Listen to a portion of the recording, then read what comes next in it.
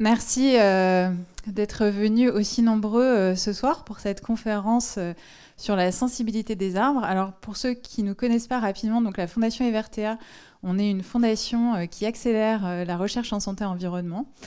Et également, on fait de la transmission à destination du grand public sur tous ces sujets. Voilà. Donc là, ce soir, on va parler communication. Donc on sait que vu ce qui est en train de se passer, on a besoin de s'adapter et finalement la communication, ça devient un véritable enjeu, la communication entre nous, la communication aussi avec l'extérieur. Alors on sait que nous, en tout cas du mieux qu'on peut, même si ça reste un vrai sujet, on essaye entre nous de communiquer. On sait aussi que les animaux communiquent avec nous, entre eux et avec l'extérieur. Et finalement pour les plantes, c'est pas si évident que ça. Voilà. En tout cas, je vous mets au défi de me donner un exemple vraiment concret. En tout cas, nous, on s'est dit, voilà, c'est un petit peu compliqué. Et puis, il y a quelques années, on nous a parlé de la communication des arbres, que les arbres communiquaient entre eux, déjà. On nous en a parlé un petit peu. Mais finalement, entre, j'allais dire, presque le rêve et la réalité, entre ce que nous, on peut imaginer, un petit peu de fantaisie, de magie, la forêt de Brocéliande par exemple, ou ce qui est vraiment démontré scientifiquement, il y a voilà, un espace. Et cet espace-là, eh bien, c'est grâce à Catherine Laine. On espère qu'on va l'enjamber, on va dire ça comme ça. Ouais. En tout cas, voilà, on est très heureux de recevoir le docteur Laine, qui est donc docteur en physiologie végétale, enseignante-chercheuse à l'université de Clermont-Auvergne.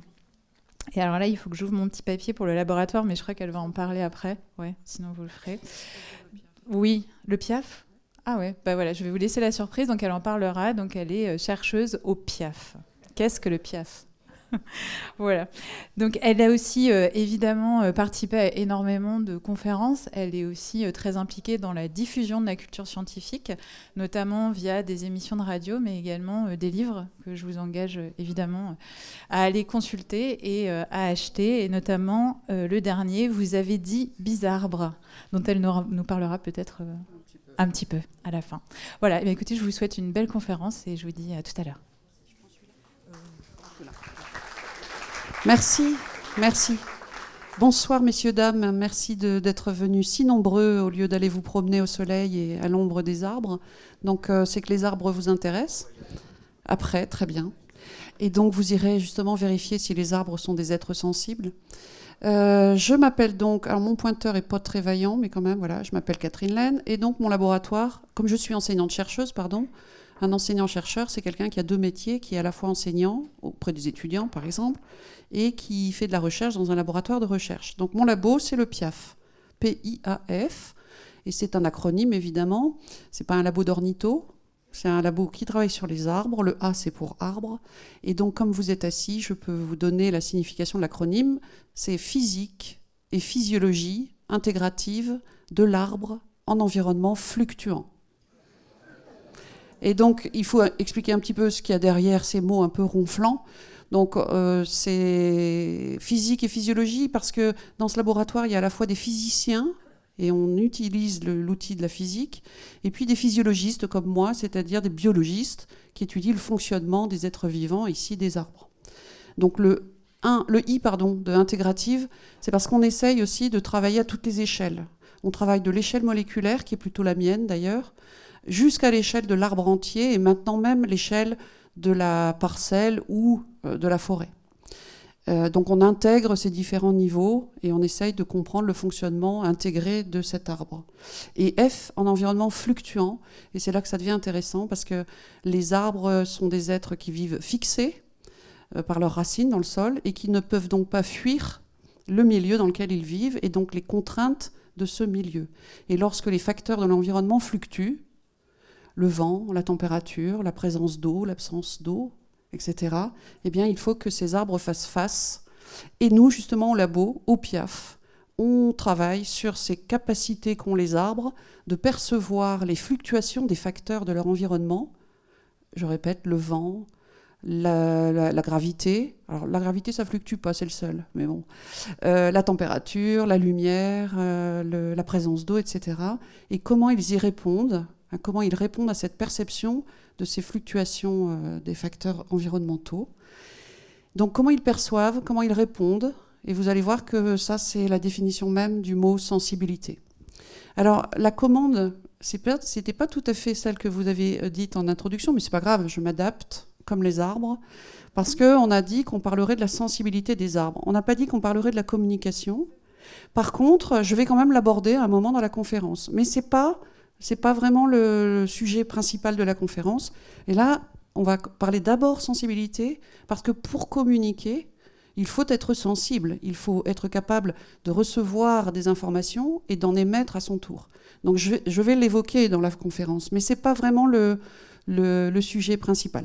Allez, c'est parti, on y va. Donc justement, la sensibilité en biologie, ça se définit comme étant la capacité des êtres vivants à percevoir des informations, des stimuli à travers les sens.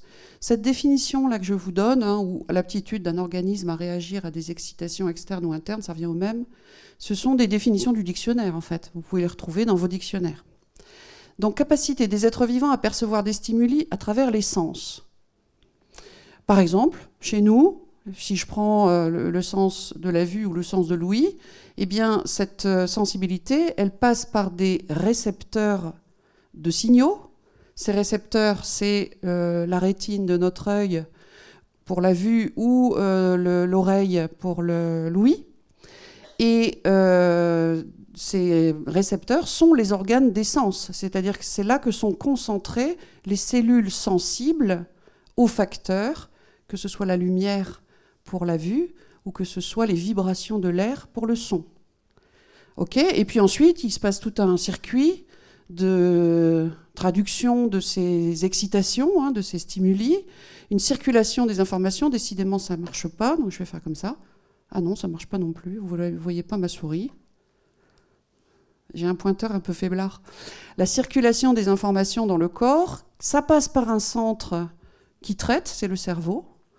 Et à la sortie, il y a une sensation, on va dire une réponse. Cette réponse, ça peut être un mouvement. Si par exemple, je vois arriver devant moi le bus, le mouvement sera de m'écarter du trajet du bus, ça sera ma réponse. La sensation pour le son, etc. Donc vous avez à chaque fois une étape d'entrée, un input, si vous voulez, la perception, et une sortie, un output, comme disent les Anglais, c'est la réponse. Et c'est cet ensemble de perception. Donc voilà, la sensibilité, on y est, on se reconcentre, c'est la perception et la réponse. Et donc, qui dit sensibilité, dans cette définition que j'ai donnée sur l'animal que nous sommes, qui dit sensibilité dit sens. Nos sens sont concentrés dans des organes de la perception, donc on a parlé de l'œil et de l'oreille, qui le renseignent sur le monde, qui renseignent cet animal que nous sommes sur le monde, et qui nous permet d'avoir une vie de relation. Donc de percevoir, d'être sensible au monde qui nous entoure. Okay ? Chez les plantes, chez les arbres, est-ce qu'on peut appliquer cette même définition ? Est-ce que ça existe ? Et donc on va s'interroger, les plantes sont-elles sensibles ? Alors j'ai dit les plantes ou les arbres, vous savez que les arbres sont des plantes particulières, mais finalement je reste dans le monde des plantes. Donc chez les plantes ou les arbres sont-elles sensibles ? Justement, je vais commencer par vous montrer des exemples qui ont été... parce que cette question-là, elle se pose depuis longtemps. Et depuis à peu près le XVIIIe siècle, d'accord, on se demandait si les plantes pouvaient être sensibles, parce que justement, on connaissait déjà celle-là, celle que je vais vous montrer, avec des petits bouts de film. Vous avez à gauche la sensitive, que lorsqu'on caresse sa feuille, vous voyez les folioles, les petites parties de son limbe qui se replient sur elles-mêmes. Puis à droite, vous avez la dionée, qui est une plante carnivore, dont la feuille... la nervure centrale est au milieu, voilà, se referme lorsque l'animal effleure quelques petits poils sensibles. Alors, ça a été très étudié depuis. Il faut qu'il y ait un contact de la mouche avec plusieurs poils pour que le piège se referme. Et ensuite, la mouche prisonnière sera digérée par la feuille. Alors, ces deux exemples-là, oui, on les connaît depuis longtemps. Et là, on voit nettement, parce que les films ne sont pas accélérés. C'est-à-dire que vous avez tous fait ça chez Botanique ou Gamme Vert, d'aller caresser les sensitives. Si d'ailleurs on les caresse un peu trop, vous savez qu'elles apprennent et qu'elles ne se referment plus. Il faut attendre plusieurs jours pour qu'elles retrouvent la capacité de se refermer. Donc vraiment, on est en face là de plantes qui sont sensibles comme des animaux. Si je touche mon chat ou si je le pince, il va s'enfuir. Donc c'est exactement la même chose. Donc oui, les plantes sont sensibles. Enfin, en tout cas, ces deux-là, qui sont des curiosités, si vous voulez. Et au XVIIIe, XIXe siècle, ensuite, à l'époque de Darwin, tout le monde dit, bah oui, enfin, il y a quelques plantes qui sont finalement des animaux déguisés en plantes. Alors, elles font de la perception, puis elles font de la réponse. Elles perçoivent le toucher de la feuille, oui, ça marche pas, pour la dionée à droite, et ça se traduit par un mouvement, pour la sensitive à gauche, et ça se traduit par un mouvement qui referme tout ça, et à droite, le toucher de poils sensibles, et ça se traduit également par un mouvement. Dans les deux cas, ce sont des mouvements rapides qui sont liés à des variations de pression de l'eau dans des cellules qui se trouvent soit sur la nervure centrale de la feuille de dionée, soit à la base de chacune des petites folioles de la feuille de la sensitive. Je ne vais pas rentrer dans le détail, mais donc, oui, là, ça marche. Ma définition, j'ai bien une perception et une réponse, donc c'est sensible. Alors, est-ce qu'il y en a d'autres ? Alors, à l'époque, justement, de Darwin, vous savez, on le connaît, Charles, quand même, je vais le citer, et son fils, Francis, qui sont, Charles, on le connaît pour sa théorie de l'évolution, mais c'était pas que ça, Charles Darwin. C'était, je pense, le premier grand physiologiste végétal de l'histoire. C'est lui qui travaille sur les végétaux, il travaille en particulier sur les mouvements des végétaux. Et il travaille sur les plantes grimpantes. Donc vous avez ici à gauche une tige de chèvrefeuille qui s'enroule autour du support d'une branche de prunelier. Et puis à droite, vous avez un petit film. Alors là, par contre, c'est accéléré.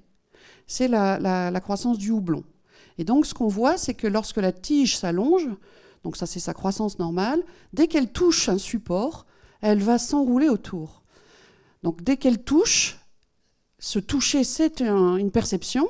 Elle perçoit, cette tige, la présence du support. Et la réponse, c'est d'accélérer la croissance de la tige, alors de manière différentielle. C'est-à-dire vous voyez ici, je vais m'approcher, je vais faire à l'ancienne.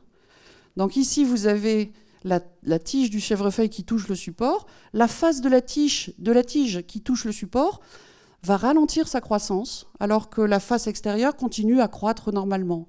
Donc comme là, il y a une inhibition de la croissance sur la face qui touche le support, eh bien, vous voyez la chose en 3D dans l'espace, vous comprenez bien que ça va tourner, et ça va donc s'enrouler autour du support.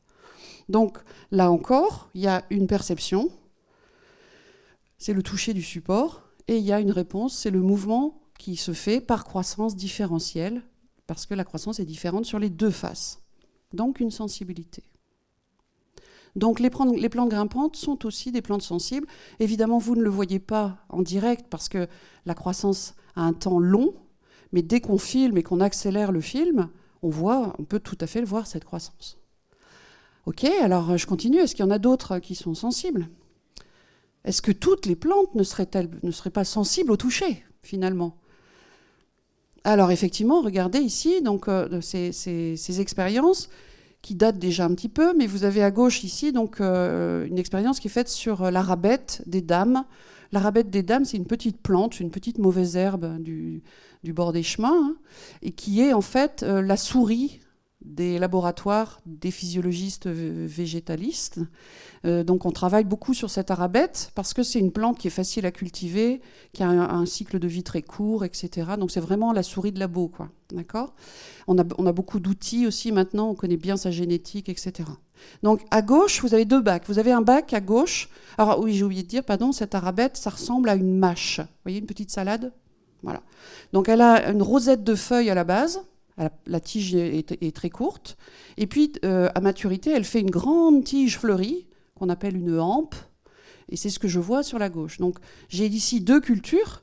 À gauche, la culture témoin que j'ai laissée grandir normalement. Et à droite, des plantes qui ont le même âge, qui ont été semées en même temps, mais qui ont été touchées, alors en fait brossées, 2 fois par jour, matin et soir, c'est la posologie, pour obtenir finalement des plantes naines.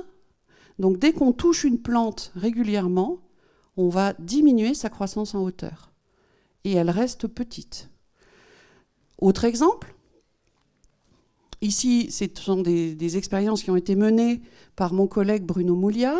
Donc Bruno, alors quand il y a des photos, c'est parce que ce sont les gens du labo, du Piaf, d'accord ? Donc Bruno est un chercheur du labo, et lui, il a travaillé sur des champs de luzerne.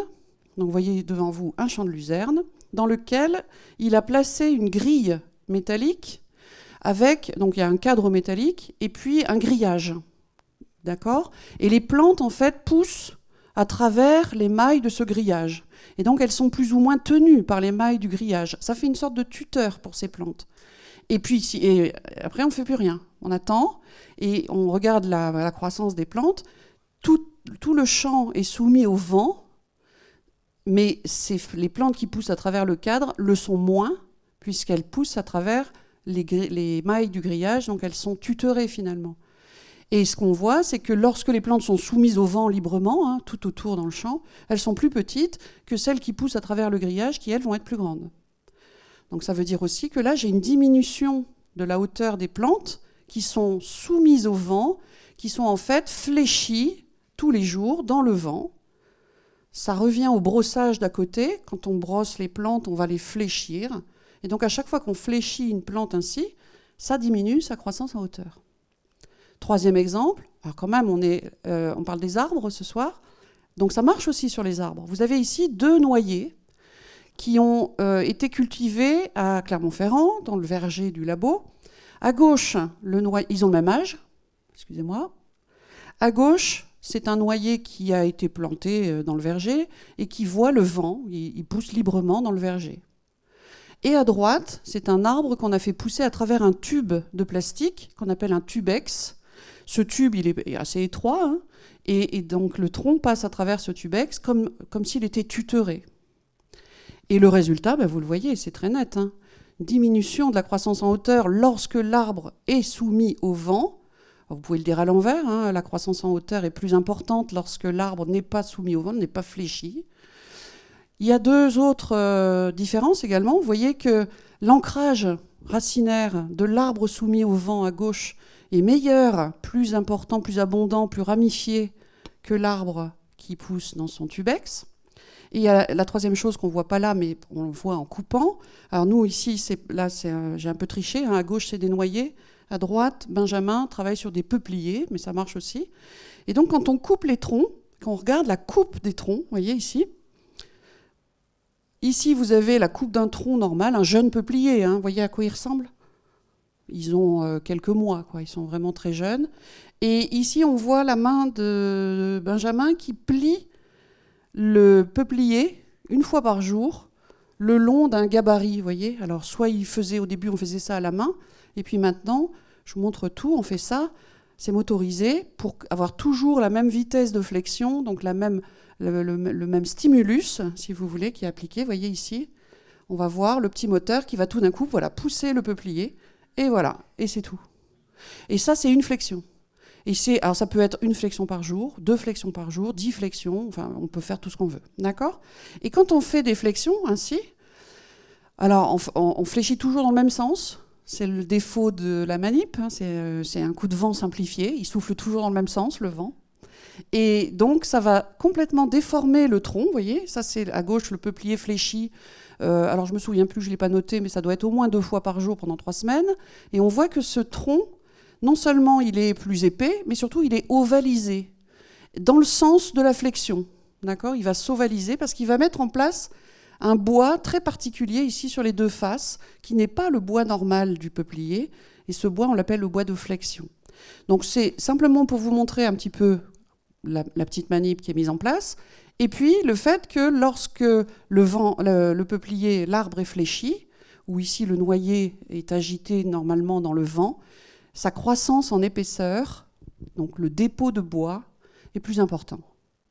Donc il y a 3 choses en fait, à chaque fois qu'on fléchit une plante, qu'elle soit plante herbacée ici ou plante arbre, elles répondent toutes de la même façon. Elles vont diminuer leur croissance en hauteur, donc elles vont être moins hautes, elles vont être mieux ancrées. Je vous fais l'arbre. Et la croissance en épaisseur, j'ai un peu de mal en direct, mais vous voyez. Et donc, vous avez finalement des plantes qui vont adopter toute la même réponse. Cette réponse, elle porte un gros mot, je vais vous apprendre un gros mot. Ça s'appelle la thigmomorphogenèse. Et c'est vraiment cette réponse de croissance, c'est là-dessus que je travaille avec mon équipe, donc sur cette thigmomorphogenèse. Alors, qu'est-ce que ça veut dire ?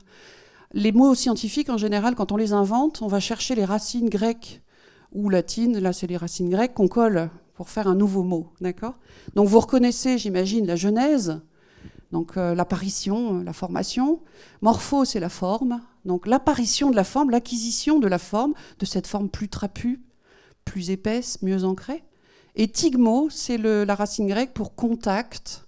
Ce contact qu'il a, alors c'est le toucher si vous voulez, on assimile cette flexion à un signal mécanique en fait. Et donc comme le toucher de tout à l'heure ou comme le toucher sur votre peau. D'accord ? Donc thigmomorphogenèse, l'acquisition de la forme en réponse au contact. Voilà, donc on travaille là-dessus. Alors finalement, je pourrais vous en montrer comme ça pendant toute la soirée. Oui, toutes les plantes sont sensibles au toucher. Tous les arbres sont sensibles à se toucher, à cette flexion que le vent leur impose, et vont donc modifier leur croissance à chaque fois qu'ils perçoivent une flexion. Ok ? Alors, sensibilité, donc perception de la flexion, ou du toucher si je brosse, et réponse, c'est la croissance modifiée, c'est le gros mot, la thigmomorphogenèse. Donc oui, c'est sensible un arbre. Ok ? Alors, cette sensibilité des arbres, aux stimuli mécaniques, eh bien, c'était pour vous montrer que moi, je suis là devant vous ce soir toute seule, mais qu'un chercheur, il n'est jamais seul. Et donc, je fais partie d'une équipe qui s'appelle l'équipe MECA du PIAF, avec tous ces gens sympathiques et souriants, des chercheurs, des enseignants-chercheurs, des techniciens, des étudiants.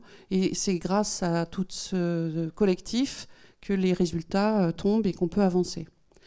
Alors, ces stimuli mécaniques, donc, nous, on étudie le vent à travers ses flexions, et puis on étudie aussi la gravité, c'est-à-dire comment un arbre perçoit la verticale, et que fait-il lorsqu'il est éloigné de cette verticale ? Lorsque le vent souffle et qu'il l'incline durablement, par exemple, il le déracine à moitié, comment cet arbre va retrouver la verticale ?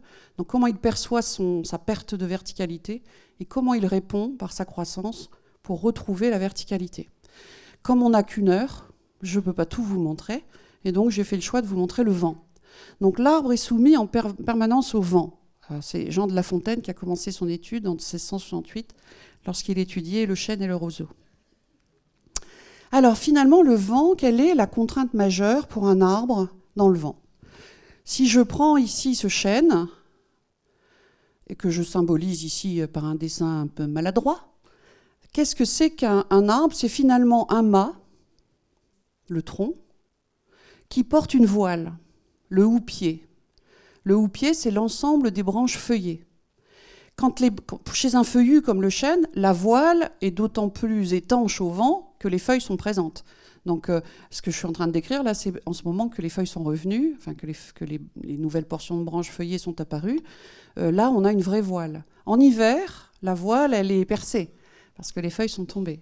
C'est d'ailleurs pour ça que dans les tempêtes hivernales, c'est très souvent des résineux qui tombent, plus que des feuillus. Parce que les résineux, la plupart, ont gardé leurs feuilles, leurs aiguilles, et donc opposent une voile au vent qui est permanente. Alors cette voile, justement, donc elle est soumise au vent, et le vent qui va s'exercer sur cette voile, exactement comme un navire, un mât avec sa voile, la force du vent sur la voile, ici, c'est ce qu'on appelle la force de traînée. Et cette force de traînée, elle va en fait être transmise à travers tout le tronc de l'arbre jusqu'à ses pieds par un effet de bras de levier.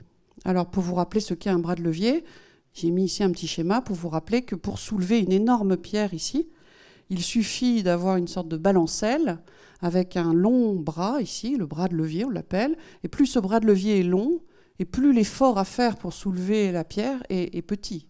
D'accord ? Parce qu'ici, donc à la base, il y a un pivot et un axe de rotation qui fait que, eh bien, lorsqu'on appuie un petit peu, ça soulève ici, ça fait pivoter la balancelle et ça permet à la pierre d'être levée. Et ici, vous mettez la même chose mais verticale et vous avez le même effet. C'est-à-dire que plus le bras de levier est long, donc plus l'arbre est haut et plus l'effort à faire pour le faire pivoter à sa base et le déraciner est faible. Donc plus un arbre est haut, alors vous allez me dire, vous enfoncez des portes ouvertes, hein, on sait quand même que plus un arbre est haut, plus il est sensible au vent et plus il risque d'être mis à terre par le vent. Le risque de bascule et de rupture. Alors, cette contrainte majeure, elle est doublée par donc, ce que je viens de dire, c'est-à-dire que par la hauteur. Ici, vous avez un arbre de 18 mètres de haut avec son bras de levier. La force pour le mettre par terre, cet arbre, elle est simplement, comment dire, on appelle ça le moment de flexion, est multiplié par 2 alors que l'arbre augmente d'un tiers. Donc, vous prenez un arbre, vous le faites monter, vous le faites grimper en quelques années d'un tiers de sa hauteur. C'est pas beaucoup, hein. Eh bien, il y a 2 fois, enfin, le moment de flexion pour le mettre à terre ici est multiplié par 2. Ça veut dire que vraiment l'effort du vent est très important sur cette voile et le risque de bascule et de rupture est très grand. Alors que fait l'arbre pour pouvoir monter, grimper et être résistant, hein, justement. Donc il va adapter son corps tout au long de sa vie, tout au long de sa croissance, pour devenir résistant face au vent et ne pas tomber, être basculé au moindre souffle de vent. Voilà. Alors, pour cela, il fait donc de la thigmomorphogenèse, parce que à chaque fois qu'il est soumis au vent, à une flexion, son tronc va diminuer sa croissance en hauteur et augmenter sa croissance en épaisseur. Je ne vais pas parler des racines, là. D'abord parce que nous, au PIAF, on ne travaille pas sur l'appareil racinaire, on travaille que sur les parties aériennes. Les parties racinaires sont réservées à d'autres laboratoires en France. Chacun a son petit précaré, vous savez. Pas toujours facile d'aller braconner chez les autres. Donc là, moi, je parle que ce que je connais vraiment, c'est-à-dire les parties aériennes. Cette réponse de thigmomorphogenèse, elle fait finalement, vous avez compris, un arbre qui est plus trapu qu'un arbre qui ne voit pas le vent. D'accord ? Alors ça sert à quoi ? Eh bien, juste pour vous montrer un petit peu l'effet d'un arbre plus trapu, un arbre qui a fait de la thigmomorphogenèse. Vous avez ici dans la serre du PIAF 2 peupliers. Vous allez voir Bruno, vous l'avez vu tout à l'heure à côté de son champ de luzerne. Donc le même Bruno va venir dans la serre et il va venir faire un coup de vent sur les 2 peupliers. Alors vous avez en fait le peuplier de gauche qui est le peuplier contrôle et le peuplier de droite qui est celui qui a été fléchi régulièrement pendant toute sa croissance et qui est donc légèrement plus petit. C'est lancé, donc la caméra monte. Vous voyez ici, pour montrer ici qu'il est un peu plus petit, hein, et voilà Bruno qui tire sur les 2 arbres, il fait un petit coup de vent, il les lâche. Et regardez le comportement des 2 arbres. Qu'est-ce que vous en pensez ? Qu'est-ce que fait l'arbre qui a subi la thigmomorphogenèse ? Alors, bien sûr, tous les 2 oscillent, mais celui de droite va amortir ces oscillations très rapidement. Pourquoi ? Parce qu'il a acclimaté son corps, son tronc, à ce coup de vent. Et donc, il va très vite s'immobiliser. Il ne va pas osciller pendant longtemps. Donc, on voit que là, les oscillations sont amorties. Donc, le corps a changé, si vous voulez. Et ce corps changé permet d'apporter de la résistance face au vent. Il est plus résistant, il sera moins sensible au coup de vent. Okay ? Donc, les arbres face au vent font de la résistance. C'est le message à retenir. Alors, vous allez me dire, bon, c'est super ça, mais moi, j'avais jamais vu. Et peut-être que parmi vous, il y a peut-être des gens dont le métier est de s'occuper de forêt et qui vont me dire, oui, mais enfin, vous êtes bien gentils avec vos machins de labo, là. Mais si c'était vrai, ça, peut-être que je vous mens. Hein. Vous avez le droit de remettre ma parole en doute. Ça s'appelle l'esprit critique. Si j'essaye de vous embobiner, vous me diriez, oui, mais enfin, si une plante ou un arbre, à chaque coup de vent, réduit sa croissance en hauteur et fait de la croissance en épaisseur, c'est pas des forêts qu'on aurait. C'est des arbres nains. D'accord ? C'est à la rigueur des arbrisseaux. Mais comment obtenir des arbres de 30, 40, pour les plus grands 110 mètres de haut, pour les champions du monde ? Comment ça se passe, quoi ? Okay ? Et vous auriez raison. C'est ce que les gens nous disaient à l'époque où on a commencé nos travaux, il y a à peu près une trentaine d'années, 25 à 30 ans. Alors, avant de répondre à cette question-là, je vais quand même vous montrer comment cet arbre perçoit le vent. Donc, comment perçoit-il ces flexions ? Eh bien, en fait, on a montré effectivement à Clermont que l'arbre perçoit ce signal du vent de manière très fine à l'échelle cellulaire. Donc un arbre, c'est fait de cellules comme vous. Et dans un arbre, vous avez ici un petit schéma à gauche qui est un arbre simplifié, hein, une tige si vous voulez, avec les rectangles allongés sont des cellules vivantes de l'arbre. Là, l'arbre est debout, vertical, pardon. Et puis le vent souffle, que se passe-t-il dans une flexion? C'est logique, vous imaginez que certaines cellules sont étirées, celles qui sont à l'extérieur de la courbure, et puis d'autres cellules ici sont comprimées. Et c'est ces extensions, donc ces tensions et compressions qui sont perçues par les cellules vivantes. D'accord? Et comment? Grâce à un mécanisme analogue à notre toucher, qui est un mécanisme hérité du monde bactérien. C'est-à-dire que notre toucher, quand on vous touche la peau, il s'exerce une pression sur la peau, et les cellules qui sont ici écrasées, comprimées, voire même étirées sur le bord de la pression, hein, elles vont percevoir, parce qu'elles ont leur membrane. Alors la membrane d'une cellule, c'est sa peau, hein, c'est la limite, la barrière, la frontière de la cellule va être étirée ou comprimée. Et quand elle est étirée, ça va ouvrir des petits canaux, des sortes de péages, si vous voulez. Et quand ces canaux s'ouvrent, on appelle ça des canaux, mais canaux sensibles, ça va permettre le passage de particules chargées de l'intérieur de la cellule, ici en bas, vers l'extérieur de la cellule, voire l'inverse, des particules chargées qui vont rentrer de l'extérieur vers l'intérieur.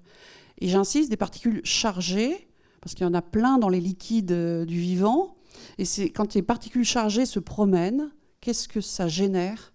Ça génère un courant électrique. Donc en fait, quand la cellule est étirée, les petites portes s'ouvrent, ça génère un courant électrique qu'on peut mesurer, hein, qu'on va pouvoir tout à fait ici mesurer, d'accord? Et on va pouvoir le suivre. On peut même suivre sa propagation, parce qu'il va se propager d'une cellule à l'autre le long de la tige. Alors attention, ne rêvez pas, hein, c'est pas encore grand-mère feuillage, non, comment ça s'appelle dans Avatar? L'arbre, vous voyez ce que je veux dire? L'arbre monde qui est agité de tas de signaux électriques, parce qu'en gros, nous, on le fait ça au labo, hein, on a des électrophysiologistes qui suivent les courants électriques le long de la tige d'un peuplier, et en gros, ça se propage sur 25 cm. Puis au-delà de 25 cm, il n'y a plus rien. Donc on est loin des signaux électriques qui se promèneraient d'un arbre à un autre, en passant par les racines ou par je ne sais quoi, qu'on peut voir dans certains écrits qui vont un peu trop loin, ou certains films de science-fiction. La science-fiction, ça ne me gêne pas, parce que dans science-fiction, il y a fiction. Donc ça part de faits scientifiques, et puis on s'en va vers la fiction, ça me va très bien. Donc tout ça pour dire que voilà, on a ici un arbre qui perçoit le vent par la déformation mécanique de ses cellules dans les portions où c'est fléchi, grâce à un mécanisme analogue au nôtre, au toucher, qui est hérité des bactéries. Ça veut dire au passage quand même, dites-vous que cette possibilité-là, c'est un truc hyper important dans le vivant. Parce que c'est conserver des bactéries dont nous sommes issus, hein, jusqu'à nous, enfin dans le monde animal, dans le monde végétal, dans le monde des champignons, partout.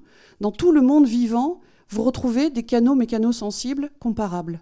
Ça veut dire que c'est une fonction vitale que de percevoir la compression ou l'extension de sa cellule. Alors oui, imaginez la petite bactérie, une seule cellule qui vit dans sa source, et elle a besoin de percevoir les variations d'ions qu'il y a autour d'elle, les variations de pH. Est-ce qu'elle va gonfler? Est-ce que l'eau va l'envahir et la faire exploser? Dès qu'elle gonfle, eh bien, elle le perçoit, elle va mettre en œuvre des mécanismes pour expulser le trop-plein d'eau, etc. Donc oui, on comprend que ce toucher, il est fondamental dans le monde bactérien comme dans le nôtre. Le nôtre, pourquoi le toucher, à part la caresse? Dans le toucher, il y a aussi percevoir les limites de son corps. Et ça, c'est ce qui permet l'intégrité de votre corps. Vous allez, inconsciemment évidemment, percevoir les limites de votre corps et jusqu'où vous pouvez amener la main dans la flamme, ou etc. Il y a tout ça autour, il y a tout ça derrière, qui est donc l'intégrité des corps. Alors, ce que je viens de vous décrire, c'est ce qu'on appelle la mécanoperception, et c'est cette perception mécanique qui est à la base de la sensibilité au vent des arbres. C'est un mécanisme qui est d'une extrême sensibilité. Je vous montre un peu la réponse. Il faut vous accrocher encore un petit peu. Donc ici, vous avez, c'est toujours la même main qui vient fléchir le peuplier, d'accord ? Quand on fait une flexion, une seule, comme tout à l'heure je vous ai montré avec le petit film, vous allez déclencher dans le peuplier une réponse énorme, une réponse moléculaire. En fait, on peut la suivre à l'échelle moléculaire. Alors comment on fait ? Eh bien, on va regarder les gènes qui s'allument ou qui s'éteignent suite à une flexion. Alors qu'est-ce que ça veut dire déjà ? Les gènes, ça veut dire que les arbres ont des gènes. Peut-être que vous le saviez. Tous les arbres ont un patrimoine génétique, comme vous. Nous, notre patrimoine génétique, il est porté par des chromosomes dans nos cellules. Ben, chez les arbres aussi. Il y a dans les cellules des arbres des chromosomes qui sont faits de la même molécule informative que la nôtre, l'ADN. Et le long de cette molécule, il y a des portions qui peuvent être lues, qui contiennent un code qu'on appelle des gènes. Et quand ils sont lus, ça va permettre la fabrication d'une protéine particulière. Donc ce mécanisme-là, là aussi, universel à tout le vivant, ou presque. OK ? Donc là, qu'est-ce qu'on a fait ? On a fait une flexion, puis on a regardé quels étaient les gènes qui s'allument ou qui s'éteignent. Et en une seule flexion, après 15 minutes après la flexion, donc un petit quart d'heure après la flexion, on a vu 2663 gènes régulés, ce qui est absolument énorme. Donc c'est comme si j'appuie sur votre bras et je vais allumer peut-être à cet endroit-là 3000 gènes sous la pression. C'est ce qui se passe là dans le peuplier, d'accord ? Et dans ces gènes, donc 15 minutes, je vous en montre un, parce qu'on ne peut pas tous les étudier, mais on en a choisi quelques-uns qui ont été identifiés, et on en a ici choisi un au doux nom de PTA-ZFP2. Ça, c'est pour vous montrer aussi que, hélas, les scientifiques ne sont pas très poètes, c'est-à-dire qu'on n'a plus le droit de donner des noms rigolos aux gènes. C'était le cas il y a 30 ans, mais maintenant, il y a des nomenclatures et on ne peut plus donner des noms amusants. Donc la nomenclature en question, vous voyez ici, c'est écrit à la verticale, mais vous voyez, PTA, c'est les initiales de l'essence sur laquelle on travaille. Populus tremula alba, parce que le peuplier qu'on utilise, c'est un hybride entre le tremble et le peuplier blanc. Donc Populus tremula alba, PTA.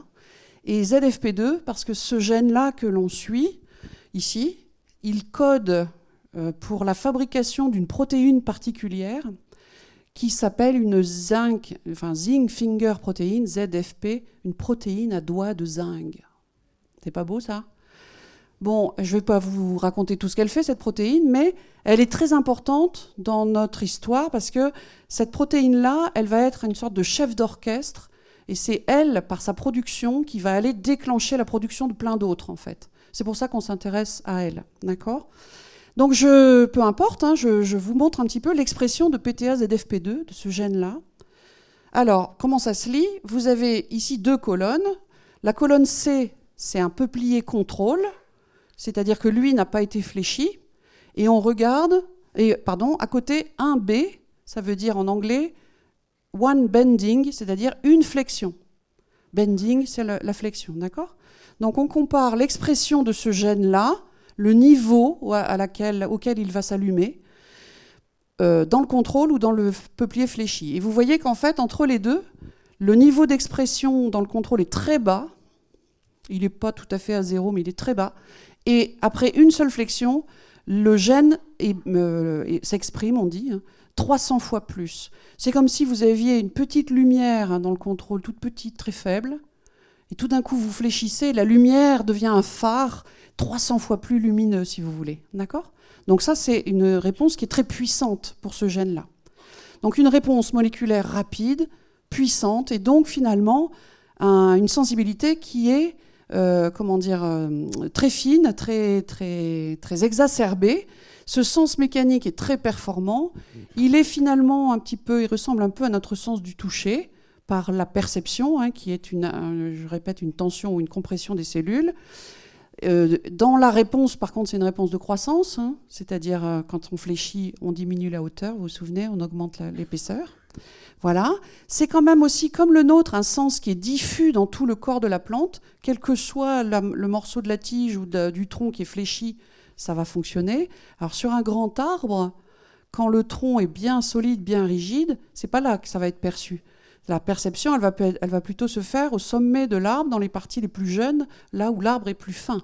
d'accord? Ou dans les branches. Et la réponse de croissance, donc, c'est l'atigmo. Alors, est-ce que je vous ai perdu? Vous êtes toujours là? Tout va bien? Ok. Donc, je reviens à ce que disais tout à l'heure, à savoir, oui, mais tout ce que vous racontez là, est-ce que c'est vraiment vrai dans la nature? Parce que sinon, les arbres, ils ne pourraient pas s'élever, d'accord? Donc, on est allé regarder dans la nature. C'est-à-dire qu'on a fait des expériences, non plus en laboratoire, mais en milieu naturel. Donc là, on est dans une hêtraie avec des arbres qui ont entre 25 et 30 ans, dans une futée exploitée, 25 à 30 ans, et ils font, ceux qui ont été choisis pour l'expérience, à peu près une quinzaine de mètres de hauteur. D'accord ? Et on va comparer des situations. Donc la première situation, voilà, c'est mes arbres, contrôle, c'est-à-dire que là, il ne se passe rien, je ne leur fais rien, d'accord ? Ce qu'on va faire à la sortie, c'est qu'on va mesurer leur croissance en épaisseur. Donc là, la situation numéro 1, il ne se passe rien. La situation numéro 2, sur quelques-uns de ces arbres dans la forêt, on les a empêchés de sentir le vent. C'est-à-dire qu'on les a aubanés avec des câbles. Vous voyez, donc j'ai dessiné ici des câbles, puis je vais vous montrer sur le petit bout de film, des câbles qui tiennent l'arbre et qui l'empêchent de bouger dans le vent, d'accord ? Donc vous avez ici, vous voyez, ce petit film. Vous le voyez, l'arbre qui ne bouge pas, il est là. On voit même les câbles, là, il y en a un, il y en a deux, il y en a trois. Vous voyez les 3 câbles ? Et vous voyez le reste, alors là c'est un bon coup de vent, mais le reste, tout bouge, fléchit, sauf l'arbre dont on ne veut pas qu'il subisse le vent et qu'il perçoive le vent. D'accord ? Ça, c'est la situation numéro 2. Ensuite, situation numéro 3, on a mimé un fort coup de vent, un coup de tempête. Et pour cela, on a aussi aubané un arbre avec un seul câble et on a tiré sur le câble pour fléchir l'arbre vers le sol. Et c'est impressionnant, j'ai pas la photo, mais c'est vraiment un grand arbre qu'on vient fléchir vers le sol et qu'on relâche, comme s'il avait subi un grand coup de vent, d'accord ? Et ça, on fait ça avec des flexions plus ou moins fortes. Donc vous avez, dans cette situation numéro 3 où on mime la tempête, on tire un peu, la force 1, on tire un peu plus fort, la force 2, et on tire encore un peu, vraiment très très fort, la force 3. D'accord ? Et donc cette situation 3, vous voyez, elle se décline en 3 primes, 3 secondes, 3 tierces. Ça marche ? Donc vous avez tout ça. Et on mesure la croissance en épaisseur de ces arbres pendant plusieurs mois. Alors pour cela, en fait, on place sur le tronc des capteurs de croissance qui peuvent mesurer très finement l'augmentation de diamètre du tronc. D'accord ? Pendant 3 mois, on fait ça. Et donc, on attend, en gros, on fait l'hypothèse que vraisemblablement, à cause de la thigmomorphogenèse, l'épaisseur, vous vous souvenez, la thigmomorphogenèse augmente la croissance en épaisseur, donc dépose plus de bois, ou du moins des cernes de bois plus épais. Donc on se dit, l'arbre qui voit le vent, il va faire pas mal de bois, puisqu'il va être oscillé dans le vent. Le deuxième, lui, il ne peut pas bouger. Donc lui, c'est sûr qu'il ne va pas faire de bois, il ne va pas avoir une croissance en épaisseur très grande. Et puis là, le coup de vent fort, on imagine que le 3 tierces fera plus de bois que le 3 secondes, qui en fera lui-même plus que le 3 prime. Donc en gros, je pense que je vais faire plus de bois quand je mime un fort coup de vent. Je vais avoir une belle réponse de thigmomorphogenèse. J'en aurai une moyenne dans l'arbre contrôle qui bouge dans le vent, et puis j'en aurai pratiquement pas dans l'arbre aubané. Ça, c'est ce qui est attendu. Et même donc si je détaille, 3 tierces, 3 secondes, 3 primes, dans cet ordre-là, voilà ce que j'attends dans mes mesures de croissance. Alors qu'est-ce que j'obtiens ? Voilà ce que j'obtiens. Alors, je vous le décrypte. Vous voyez, sur 3 mois, juillet, août, septembre, on a mesuré la croissance en épaisseur cumulée, c'est-à-dire tous les jours, d'accord ? Et on obtient ce qu'on appelle des courbes sigmoïdes, qui sont des belles courbes de croissance. Donc on a une forte croissance vers le mois de juillet, qui augmente très fort et qui va aller jusqu'à se calmer et diminuer vers le mois de septembre. Alors, qu'est-ce que j'ai ? Je vous ai replacé mes petits arbres sur les 2 courbes. Parce qu'en gros, vous avez 2 populations dans mes différentes situations. Je peux classer mes différentes situations dans 2 grands types de réponses. J'ai en bas une croissance assez faible, moyenne, normale, si vous voulez, pour les arbres aubanais, ceux qui ne bougent pas. Pour les arbres qui voient le vent, les vents normaux, les vents thermiques de l'été, une croissance comparable. Et puis pour les vents à qui on donne un bon coup de vent, un coup de tempête, pour la situation 3 primes et 3 secondes. Et la seule situation où je peux multiplier la croissance en épaisseur par 2, la seule qui répond véritablement à mon traitement, c'est la situation où je mime un coup de tempête extrêmement fort. C'est quand même bizarre, parce que c'est pas du tout ce que j'obtiens, d'accord ? C'est pas ça que j'obtiens, c'est 3 tierces. La croissance en 3 tierces est très supérieure à toutes les autres situations qui, elles, ont une croissance à peu près égale. Qu'est-ce que ça veut dire ? Ben, ça veut dire qu'en fait, d'abord, pour faire du bois, il faut du vent. Il faut même des forts coups de vent. Ici, pour mes arbres, de 15 mètres de haut et 25 ans d'âge. Pour mes petits peupliers, dans mon labo, plus jeunes, c'est des tout petits coups de vent. Petite flexion, ça suffit pour faire du bois. Pour des grands arbres, pour faire du bois, il faut des beaux coups de vent. D'accord ? Et ça veut dire quoi ? Ça veut dire qu'en fait, l'arbre, il ne fait de la thigmomorphogenèse que lorsque le coup de vent est fort. Toutes les forces de vent en dessous de ce coup de vent très fort qu'on a donné ne déclenchent plus la thigmomorphogenèse. En gros, l'arbre filtre tous les vents qu'il a déjà connus. Les vents courants, les vents thermiques, les petits coups de vent, les moyens coups de vent. Il ne répond qu'à vraiment un fort coup de vent. Donc en fait, que fait cet arbre ? Il va adapter sa croissance à son vécu. Il adapte sa croissance, c'est-à-dire sa croissance en épaisseur ici, mais on peut réfléchir aussi avec la croissance en hauteur. C'est-à-dire qu'un coup de vent va diminuer la croissance en hauteur, mais si je refais le même coup de vent, eh bien, ça ne déclenchera pas la réponse. Ça n'empêchera pas de continuer à croître en hauteur. Et ça explique pourquoi les arbres ne restent pas petits, parce qu'en fait, ils apprennent de ce qu'ils ont déjà vécu. D'accord ? C'est de l'apprentissage. On a démontré qu'un arbre est capable non seulement de percevoir le vent, non seulement est sensible, mais en plus, il apprend de son expérience vécue. C'est pas beau, ça ? Alors, justement, je vous le prouve, regardez ça. Comportement de l'arbre face aux répétitions des flexions. Donc, je reviens à mes jeunes peupliers dans mon labo, les petits. Je reviens à mon gène PTA-ZFP2, vous vous souvenez ? Cette petite lumière qui s'allume 300 fois. Et là, j'avais qu'une seule flexion. Je vais en faire une deuxième. Ok ? Je vais la répéter, cette flexion.